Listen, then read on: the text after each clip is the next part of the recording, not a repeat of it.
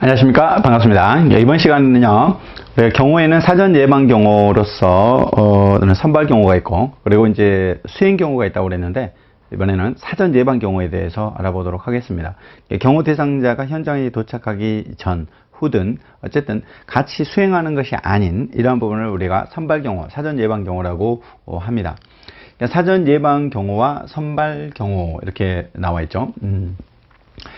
우리는 이렇게 사전 예방 경우와 선발 경우를 동일한 의미로 사용하면서 경우 대상자가 도착하기 전에 현장 답사를 실시하고 효과적인 것을 이렇게 재현하고 있다, 이렇게 하고 있는데, 사실 이제 문제는 사전 예방 경우와 선발 경우를 경우 대상자가 도착하기 전 이렇게 말하고 있는데, 경우 대상자가 도착한 후라도 일단 여기에 예방적인 차원은 필요하잖아요. 이제 계속적으로 하기 때문에 여기에서는 도착한 이후에도 계속적으로 이루어지는 경우 작용으로 봐야 된다. 이런 예방 경우라는 거는요, 돌발 사태 조치에 대해서 하기 때문에 개념 정리와 논리적 체계적 모순이 이제 발생할 수 있다고 하고 있는데, 아무튼 설명은 여기서 이제 하는 것은 일상적으로 이루어지는 경우 대상자가 도착하기 전 현장 답사 실시하는 이런 기회를 말하지만, 넓게 본다면은 경우 대상자가 도착하고 나서도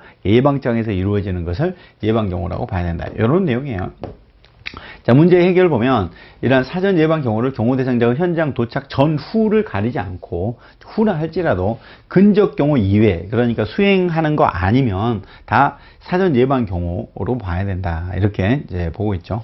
그런데 사전 예방 경우, 선발 경우를 국내의 다른 서적에서 이렇게 같이 쓰고 있기 때문에, 아무튼 이 사전 예방 경우와 이 선발 경우 이렇게 같이 쓴다고 해서 사용한다고 그래가지고 틀린 것은 아니다. 하지만 개념적으로는 어떤 예방이라는 것은 사전적인 것뿐만 아니라 사후, 즉 도착한 후에도 이루어지는 거다라고 하는 점, 그런 점들을 좀 알면서 이렇게 이해하시면 좋을 것 같습니다.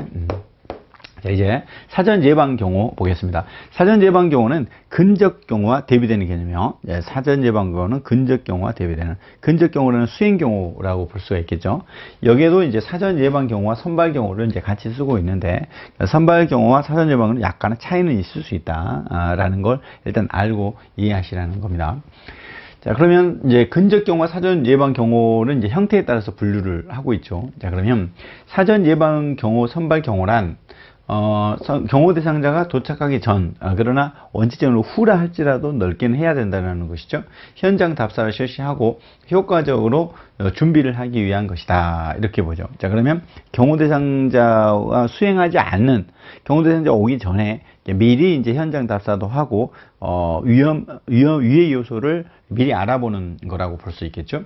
이제 거기에서 하는 게 이제 뭐냐면 현장 답사를 먼저 해요. 그리고 이제 오가는 곳의 지리도 다 숙지하고, 관련된 정보 수집뿐만 아니라 안전 검측은 뭐냐면 현장에 행사장에 폭발물이 있는지 이런 부분에 대한 점검을 다 이루어져야 돼요. 그래서 안전 확보를 실시한다. 이런 사전 안전 활동이 바로 사전 예방 경호 활동이라고 볼 수 있습니다.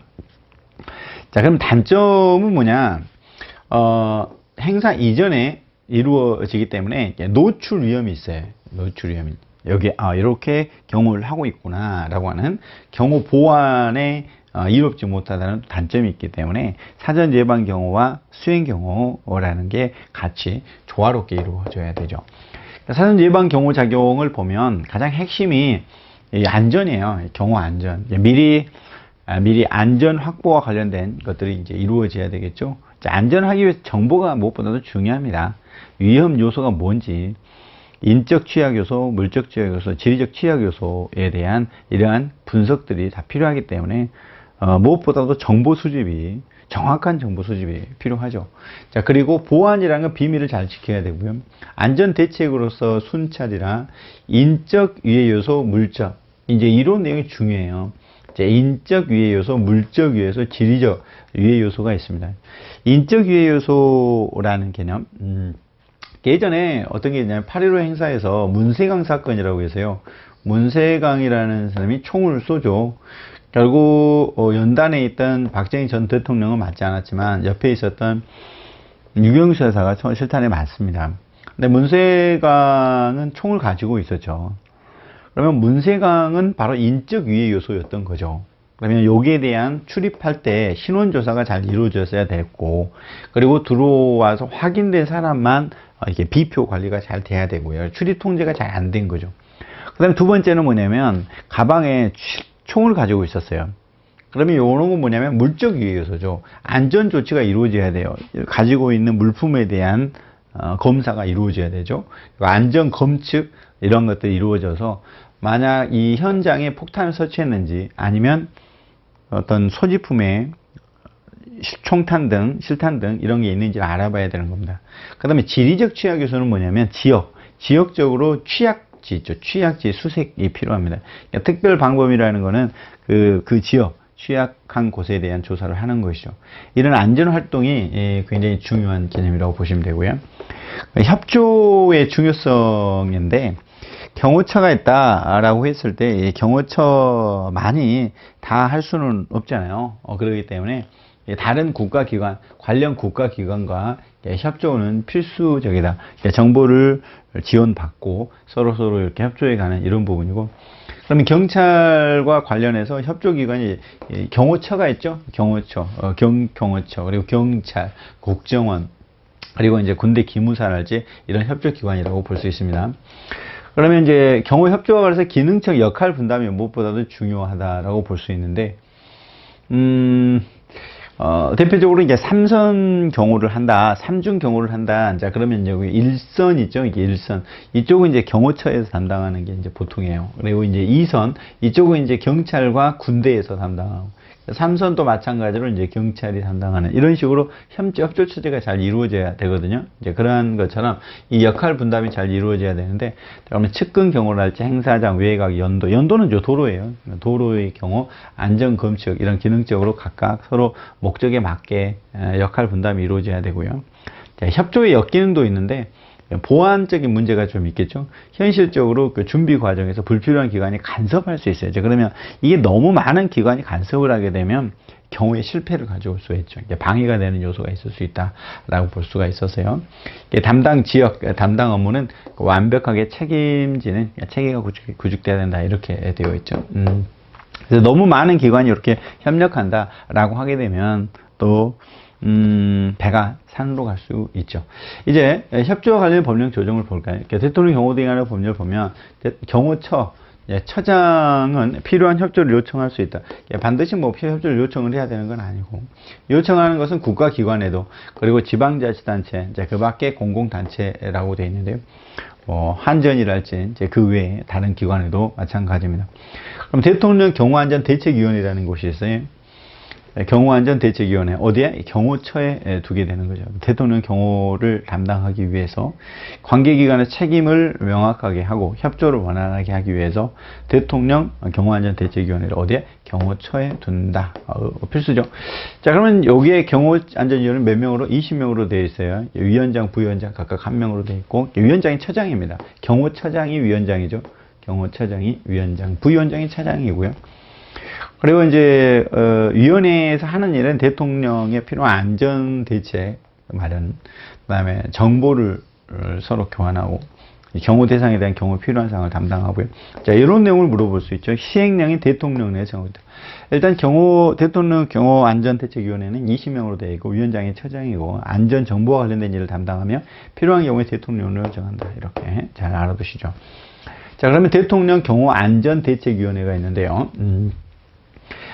여기에서는요, 이제, 위원회 아까 20명이었잖아요. 그러니까 전원과 그 구성원이 속하는 공동 책임입니다. 위원장만 책임을 지는 것이 아니라 공동으로 책임을 진다.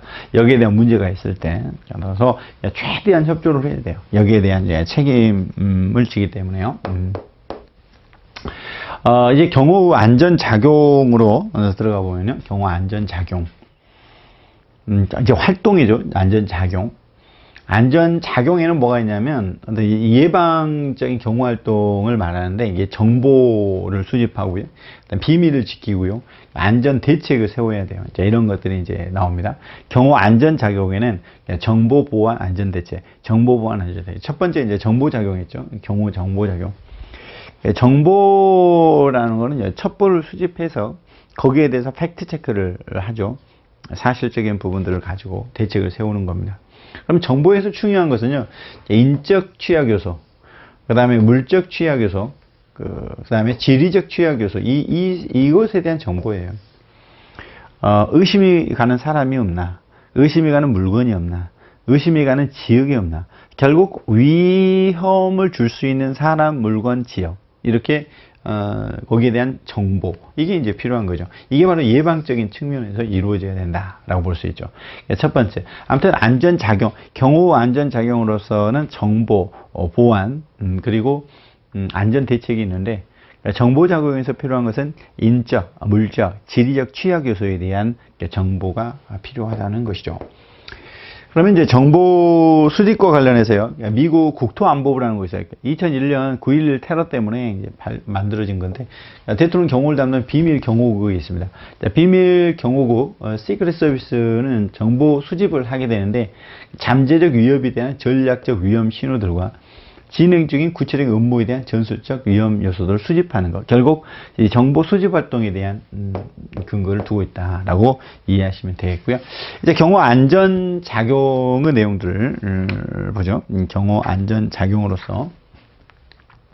자, 그러면 이제 경호 안전 작용과 관련해서 이 정보 보안 안전 대책이 있었잖아요. 그러니까 정보 작용에 의하면, 그러니까 정보는 어때야 돼요? 그러니까 정확해야 돼요. 그리고 이 적시성, 완전성, 이게 이제 세 가지를 갖춰야 되거든요. 이게 정보라는 거는 사실과 일치되는 것을 정확성이라고 그래요. 그 다음에 적시성은 시기를 잘 맞춰야 돼요. 대통령이 피살되고 알면 안 되잖아요. 그 전에 알아야 되죠. 시기에. 그리고 완전성이라는 것은 모든 내용이 다 포괄돼야 돼요. 일부만 사실과 일치하는 걸 알아가지고 모르는 게 있으면 안 되잖아요. 그래서 이런 걸 전체적으로 봐야 되고요. 경호 정비는 기본 정보가 있어요. 기본 정보는 과거와 관련된 내용이에요. 과거와 관련된 내용. 그리고 기획 정보는 미래, 앞으로 대책과 관련된 것이고, 이제 분석은 이제 과거 것을 현재 갖다가 이제 정확한지를 알아보는 단계. 판단 정보, 예고 정보는 미래에 대한 내용들인데, 아무튼 이제 경호 정보는요, 이렇게 보는 거예요. 과거에 있었던 자료들을 일단 수집을 해요. 그리고 현재의 상황과 관련된 것들에 대해서 또 오가는 작용으로 관찰을 해요. 여기에 대해서 미래에 대해서 대책을 세우는 거거든요. 이게 판단이라는 것은 그렇게 나눕니다. 보통 이제 우리가 기본 정보를 과거 정보라고 하고, 그리고 현용 정보라고 해서 상황 정보라고 하는데 현재 정보라고 말하고, 판단 정보는 미래와 관련된 거예요. 미래에 대한 판단을 일단 이제 해 나가는 것이죠. 정보 작용에 한계가 있죠. 정보 작용에 어떤 제한적일 수밖에 없어요. 특히 사생활 침해 문제가 발생할 수가 있기 때문에 전부 다 실제적인 위협을 전부 다 볼 수는 없어요. 결국 가능성이 가장 높은 위해 요소를 집중적으로, 이제 가능성이 높은 것을 중지적으로, 인간 한계 때문에 모든 것을 다 감시할 수는 없다라고 하는 것이죠. 이제 두 번째, 보안 작용이에요. 보안은 비밀과 관련된 거죠. 이제 새 나가면 안 돼요. 경호 대상자를 보호하는 게 가장 1차적인 목적이지 않습니까? 하기 때문에 일정한 경우에 비공개로 해야 되죠. 노출되면 안 돼요. 이제 이동 경로랄지 또는 이동 수단이랄지 이러한 것들이 노출되지 않도록 하는 게 원칙. 즉 보안 조치를 잘 이루어져야 돼요. 그래서 은폐를 잘 하고, 그럼으로써 사전 예방을 하는 거죠. 즉 우리는 사전 예방 경호작용을 하기 위해서 필요한 것들이죠. 정보작용, 그리고 보안작용, 이렇게 이어집니다. 보안작용은 바로 이제 이 비밀로 하겠다라는 내용이죠. 보안을 유지하는 것이다. 그렇기 때문에 끝날 때까지 유지돼야 되고, 우리나라는 이제 경호처, 그리고 미국은 국토안보부 비밀경호국, 이제 여기에서는요, 경호 활동 시 출발과 도착 시간, 언제 출발해가지고 언제 도착하느냐, 행차로 어디를, 어떤 도로를 쓰느냐, 또는 어디로 오느냐, 행사장까지 이제 문제점이 없는 한 사전에 공개되지 않냐, 공개를 하지 않는 거죠. 암살 계획을 저지를 하는 거예요. 출발 시간, 도착 시간, 행차로 이런 것들을 공개하지 않는 게 원칙이다. 이렇게 이해하시면 되죠. 이제 세 번째, 안전 대책 작용이에요. 그러니까 첫 번째는 이제 정보 작용이었고, 두 번째는 보안 작용이고, 안전 대책. 일단 대책을 세워야 되죠. 위험이 없도록 미리 막아줘야 됩니다. 안전대책은 세 가지가 있어요. 이제 하나는 인적, 안전, 물적, 지리적 취약 요소를 배제해야 됩니다. 여기에 대한 안전대책이 필요하죠. 위험 인물에 대한 차단, 위험물에 대한 차단, 위험한 지역에 대한 차단, 이러한 것들이 안전점검의 내용입니다. 자, 거기에 대해서는 폭발물을 탐지하는 안전점검들이 이제 있겠죠. 폭발물도 탐지하고요. 또한 음식물, 이런 것에 대한 통제를 또 하게 됩니다. 순찰을 돌거나 출입 통제를 하거나 검측 장비로 지금 폭탄이 있는지 이런 것에 대해서 알아봐야 되겠죠. 금속 탐지기로. 그걸 통해서 경호 대상자의 안전을 도모합니다. 안전대책 작용은 안전활동, 인적 요소 배제, 물적 요소 배제, 그리고 지리적 취약 요소 배제로 이제 나눠지게 됩니다. 자, 그러면 이제 안전대책에는요, 안전 점검이 있고요, 안전 검사, 안전 유지, 이렇게 이제 이게 3대 작용이에요. 안전 점검, 안전 검사, 안전 유지. 자, 그러면 안전 점검은 뭐냐? 점검한다는 건 폭발물을 점검한다는 거예요. 여기 아웅산 것처럼 폭탄이 설치될 수가 있단 말이죠. 자, 여기에 대해서 금속 탐지기로 요게 조사를 하는 겁니다. 안전 검사는 뭐냐면 요게 기구, 그러니까 소방기구들 있죠. 요게 전기에 의한 화재가 일어날 수 있기 때문에 여기에 기구나 시설에 대해서 보는 것이 바로 안전검사예요. 폭발물이 있는지 안전점검, 그리고 소방기구 등이 있는 데 검사, 그리고 이제 여기에 이루어지면 유지가 이루어져야 되죠. 안전점검, 안전검사가 이루어진 상태를 계속 유지하는 거예요. 그리고 안전조치, 안전조치는 이제 경호 대상자에게 직접적으로 위해를 줄 수 있는 위해물질에 대한 관리고요. 여기에는 그리고 안전검측이 있는데 안전검측은 자연물이나 인공물에 대해 사전에 이렇게 배제시키는 이런 겁니다. 3대 요소는 이거죠. 안전점검과 검사 유지, 이걸 3대 요소라고 했고요. 그러면 안전활동이 필요해요. 그러면 대통령을 안전하게 하기 위해서 이제 어떻게 해야 되느냐 하는 건데요. 이제 제거죠. 어떤 위해 요소를 다 제거를 하는 거예요. 어떤 인적, 물적, 지리적 취약 요소를 제거를 해줘야 돼요. 위험 요소. 아무튼 위험하지 않도록 하는 것이 바로 경호에서 필수이니까요. 평상시에 항상 이제 안전활동을 생각을 하고 있어야 되고, 그러면 위험한 요소가 알았는지 순찰, 방범 활동, 이건 이제 같이 순찰, 교통 정리, 이제 이런 활동들도 위험 요소 배제의 부분이고요. 그리고 또한 청원 경찰이나 경비원에 대해서 이제 관리 감독하는 것, 이것도 일종의 안전 활동이고요. 연도는 도로거든요. 도로변에 대한 공사 현황이랄지 이런 게 뭐겠어요? 지리적 요소겠죠. 그리고 인부들이 있을 텐데 공사 인부들, 그러니까 비표를 배부를 해서 고동 수상자 출입을 막아야 돼요. 그래서 인부인 것처럼 해가지고 어떤 저격수일 수 있으니까요. 이러한 것들이 바로 안전 활동입니다. 이제 행사 전 안전 활동이죠. 행사 전 안전 1단계입니다. 행사를 하려고 그래요. 8.15 행사를 하려고 합니다. 그러면 경호 대상자 행사 계획을 인지한 때부터 인지를 했어요. 이제 8월 15일 날 8.15 행사를 해요. 안전 활동에 착수를 합니다. 그러면 행사 1, 2일 전에요. 행사하기 전에요. 이제 그 지역, 핵심 지역 이제 취약 개소, 그러면 행사장, 도로, 오찬장, 휴게실, 현관, 정문기계 모두 다 사전에 안전 검측을 해요. 이게 폭탄이 있는지를 알아봐야 되고, 최소한의 인원을 배치를 해야 되겠죠. 보안을 유지해야 되고요. 그 다음에 이제 근무 요원은 반드시 신분증을 갖고 있어야 돼요. 왜냐면 근무 요원인 것처럼 이렇게 위장이 됐을 수가 있기 때문에 그렇습니다.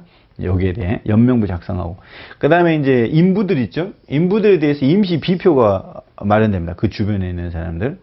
종료시까지 당연히 주민증이나 이런 것들을 이제 반환하고 수거를 하고, 그다음에 경호 요원이 입회해서 확인합니다. 작업장은 산악지역 전부 다 이런 것들은 이제 지리적 취약 요소죠. 아무튼 취약 요소에 대한 내용들을 다 알아봐요. 여기 이제 1단계예요. 아직 이제 오시기 전에. 그다음에 이제 2단계는 뭐냐면 이제 금속 탐지기 있죠. 문형 금속 탐지기에서 이제 출입자 통제를 합니다. 이제 행사가 시작이 돼요. 일단 금속 탐지기로 이게 출입 통제를 해줘야 돼요. 그리고 출입구는 단일화 시켜야 됩니다. 출입구 단일화. 다양하게 접근하지 못하도록 하고, 그 다음에 폴리스 라인을 쳐놔요. 지금 2단계에서 하는 일이, 2단계는 이제 행사 시작하려고 그래요. 이제 입장하기 시작하는 거예요.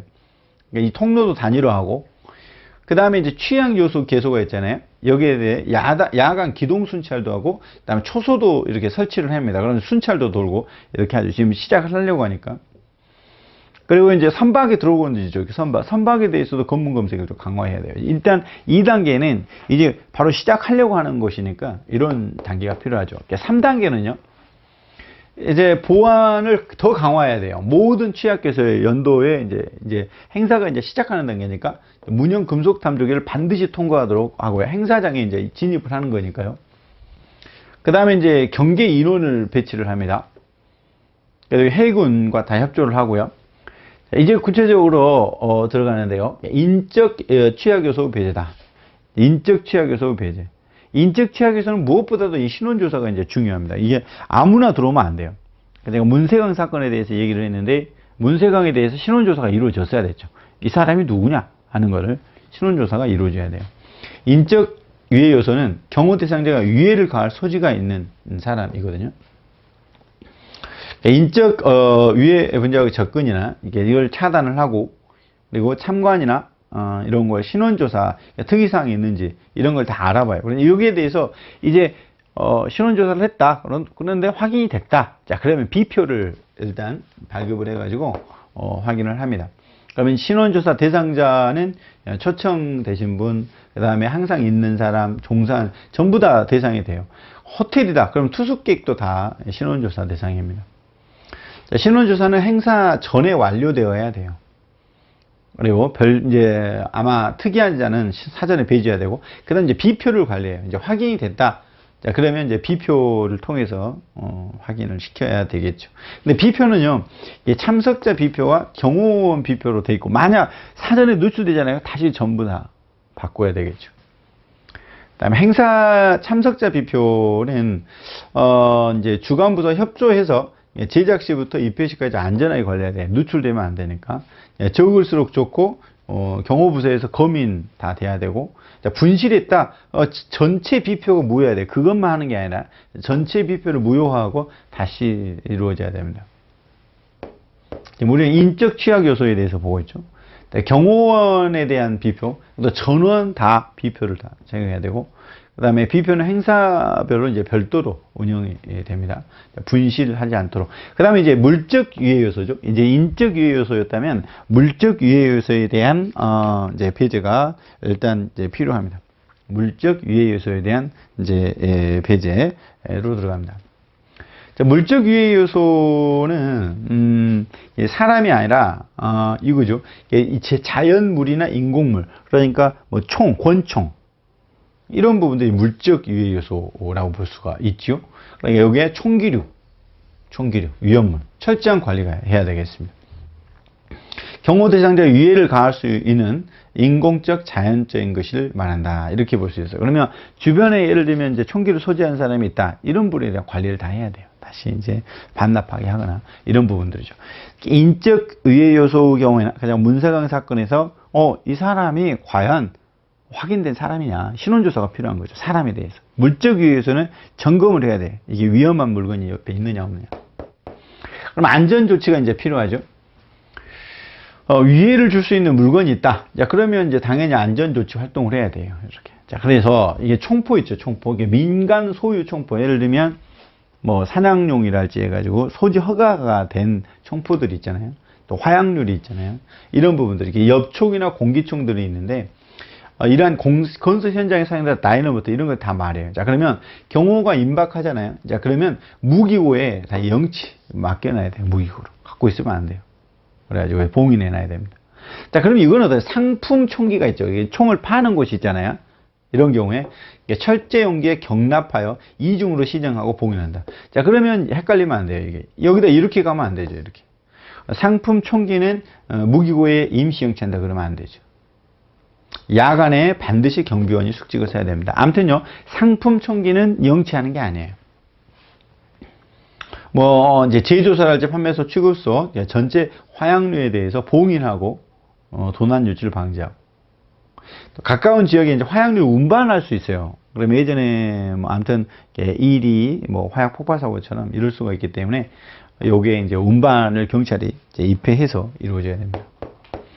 자, 그 다음에 이제 경찰관의 무기, 좀 전에 이제 민유총포였다면 경찰관이 가지고 있는 무기도 또 피탈될 수가 있기 때문에 이 경찰관의 무기 탄약도 여기에 대한 관리가 필요해요. 자, 경찰관 무기 관리 규정에 따라야 되고요. 일일 점검, 매일 점검을 확실히 해야 됩니다. 경호가 임박했다. 그러면 일정한 거리 이내 보안 지역의 경찰기관장이 일체 사격훈련을 통제합니다. 그리고 필요한 걸 제외하고는 전부 다 경납, 봉인하도록 다 넣도록 경호에 필요한 최소한도만 놔두고 다 이제 맡겨놓도록 이제 해야 된다. 이제 청원경찰과 특수경비원의 무기 탄약과 관련된 거예요. 이것도 마찬가지로 다 무기고에 다 넣어놔야 돼요. 무기고 갖고 소지하고 있으면 안 돼요. 만약 이제 이러한 무기고에 넣어놓지 않았다. 그러면 행사장으로부터 일정 거리 보이는 곳에 위치하는 경우에는 근무자용 무기 탄약을 근무자용 무기 탄약도 회수 봉인한다. 그러니까 여기 근무자용은 제외한다 그러면 틀려요. 근무자용도 회수해야 돼. 일정 거리 내는. 근무자용이라 할지라도 일단 회수해야 된다. 이제 이렇게 들어가죠. 자, 그 다음에 이제 경찰이 관리하는 예비군 무기 탄약이 있는데, 이것도 역시 무기고에다 다 넣어야 돼요. 갖고 있으면 안 돼요. 예비군도. 자, 근무자용. 그러면 이제 무기고 초속 근무자용은 어떠냐? 했더니 경납하지 않아요. 요거는 하지 않아요. 요거는. 앞에서 봤던 청원경찰 특수경비원은 근무자용도 다 경납해야 되는데, 무기고 초소 근무자는 경납하지 않지만 근무자 총기만 휴대하고 실탄은 파출소장이 별도예요. 총기만 휴대해야 돼요. 그다음에 이제 화공품, 유류, 도시가스 등 이제 재고를 파악하고 순찰을 해야 되겠죠. 예. 그다음에 이제 안전 검측 활동이 나옵니다. 안전 검측. 이거는 이제 물적 요소에 대한 것이죠. 안전 검측. 위해를 가할 수 있는 자연물, 인공물. 이게 이제 물적인 요소잖아요. 사전에 제거 활동을 해야 돼요. 그러기 위해서 일반 검측이 있어요. 기본 지식이 없이도 할 수 있는 거. 그 다음에 전문가가 하는 정밀 검측이 있습니다. 이렇게 안전 검측이 이제 잘 이루어져야 되겠습니다. 그러면 사전 조사가 필요하죠. 검측하기 전에 지형 답사를 실시한 후에 정확한 검측 대상을 합니다. 이제 검측 장비가 있죠. 검측 장비를 분해할 수 있는 도구랄지 금속 탐지 기구, 폭발물 탐지, 엑스레이 이런 게 있어요. 아무튼 내부를 볼 수 없는 것은 일단 다 분해를 하도록 해줘야 됩니다. 자, 검측은 타 의문보다도 우선해요. 미리 다 이루어져야 되기 때문에 항상 우선적으로 이제 검측을 해야 되는 게 원칙입니다. 검측을 다 해야죠. 그 안에 폭탄이 설치될 수도 있고 하니까. 자살 폭탄 테러 보면 이런 게 나오잖아요. 일단 계획에 의해서 공식적으로 이루어지는 게 원칙으로 하고 비공식 행사에는 비노출로 이루어집니다. 폭발물 탐지는 잘 훈련된 탐지견. 탐지견 후각이 정밀과학 기자들이 능가하는 경우로 알려져 있다고 했죠. 그러니까 같이 이루어져야 되고. 그 다음에 검측 활동은 선발 경호 개념이다. 선발대가 실시하고요. 선발 경호가 하는 거예요. 수행 경호가 아니라 선발 경호. 검측 활동 중 행사 보안, 경호 대상자에 대한 최고 보안을 유지하고 인원 장소를 최대한 지원해야 되겠죠. 원격 조정장 제한, 폭발물 탐지, 특히 이제 왕우산 사건처럼요. 그 다음에 검측 인원은 책임 구역을 명확히 구분해서 반복적으로 이루어져야 되고, 그 다음에 보시면 가까운 곳에서 먼 곳으로. 자, 그 다음에 이제 좌에서 우로, 좌에서 우로. 그 다음에 밖에서 안으로 이렇게. 아래에서 위로 이렇게 기술합니다. 가까이에서 먼 곳으로, 좌측에서 우측으로, 이제 밖에서 안쪽으로, 아래에서 위로 반복적으로 이루어지죠. 자, 검측 원칙을 보면요, 통로는 양측을 중점적으로 해야 됩니다. 그다음에 아래보다 높은 곳을, 그다음에 능선이나 이런 곳에 반복적으로. 그러니까 전기선은 어떻죠? 끝까지 추적을 해서 해야 됩니다. 그 다음에 확인이 불가능한 물건이죠. 이 확인이 불가능한 물건은 어때죠? 격리시켜야 됩니다. 쓰레기통과 무질서한 물건들 청소 다 해야 되고요. 그 다음에 저그 입장에서죠. 저그 입장.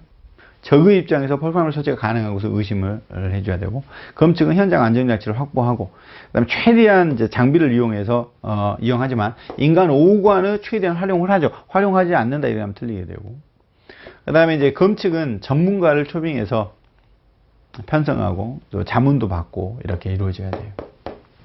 안전검측 우선순위를 보면, 안전검측은 이제, 회의실, 그래서 여기 이제 회의실이나 오찬장, 휴게실, 이런 걸 왜 그러냐면, 지금 이제 노출될 수가 있어요. 오래 머무는 거. 그래서 오래 머무는 곳에 먼저 해줘야 돼요. 제시하고, 그 다음에 통로나 현관을, 이제 순차적으로 이렇게 하는 거죠. 요 통로나 현관을 먼저 하는 게 아니라 오래 머무는 곳을 먼저 해야 돼. 이제 조리 담당자의 경우에는 신원 특이자가 있는지, 그 다음에 음식 재료도 반드시 이렇게 점검이 이루어져야 되고, 식자재, 역시 이렇게 소독을 다 해줘야 됩니다. 주방 종사의 위생검사 실시하고요. 그다음에 행사 당일에 주방에 입회 감시까지 해줘야 됩니다.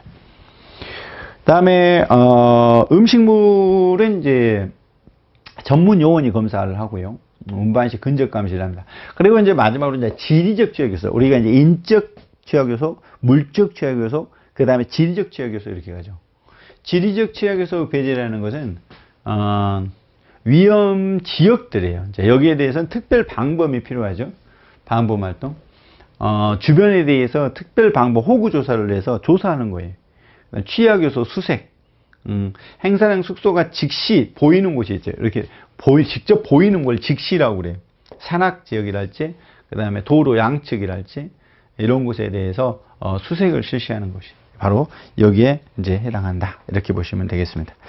자, 여기까지 보고요. 다음 시간에 뵙겠습니다. 수고하셨습니다.